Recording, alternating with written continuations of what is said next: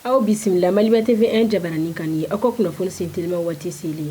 Tombouctou Biennale artistique et culturelle no ye seko ni dɔnko ye o lajɛrɛba kun cɛra kununho kari desanburu kalo tile 28 san 2025 bɛɛ ni keleya ni nisɔndiya kɔnɔna na tile damadɔ kɔnɔ ɲɔgɔndan labɛn kɛra seko ni dɔnko la Mali marabolo ni ɲɔgɔn cɛ min na buguni ye sebaya sɔrɔ tɔw kan ni ko o ɲɔgɔndan in ta a yamaruyara k'a fɔ ko san 2027 Biennale bɛna kɛ buguni o kɔfɛ a bɛ kɛ Kulukoro san 2029 min ye Gawo ta ye o bɛ kɛ san 2031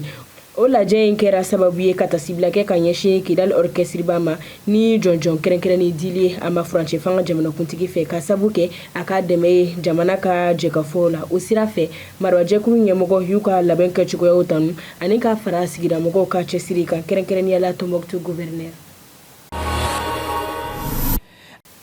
Lakanako bunakun kan Golomasi Tabaw ka kunnasigi maa ɲɛma bɛ jamana kɔnɔdenw ladɔnniya ko Golomasi Tabaw ye wulikajɔ baara dɔw kɛ Kita mara la min ye nɔbɔ kɛrɛnkɛrɛnnenya la Soribugu ani Tombouctou min kɛra sababu ye ka jatigɛwalekɛlaw ka subahana mansinw caman bɔ baara la ka ɲɛsin fo ka kɛnɛ baara ma ni ka yɔrɔ laɲininiw lakana.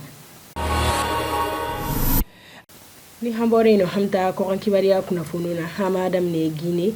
kununho kari no bɛna desanburu kalo tile 28 ma san 2025 wele bilara wotekɛla maa miliyɔn 7 di ma yaasa ka t'u ka jamanakuntigi sugandi ka bɔ kanbolikɛla kɔnɔntɔw ci la ni furancɛ fanga jamanakuntigi Mamadi Doumbouya b'o cɛma ana a kɛlɛɲɔgɔn Abdoulaye Yoro Balde ni Milmuno fo ka taa se mɔgɔ wɛrɛw ma ni wotow kɛra bɛn ni keleya kɔnɔna na.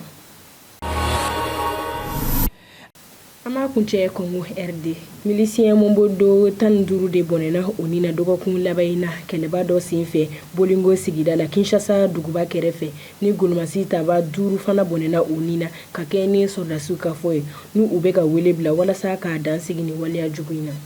ni de bɛ dansigi aw ka kunnafoni sentelimaw la Maliba TV 1 jabarani kan.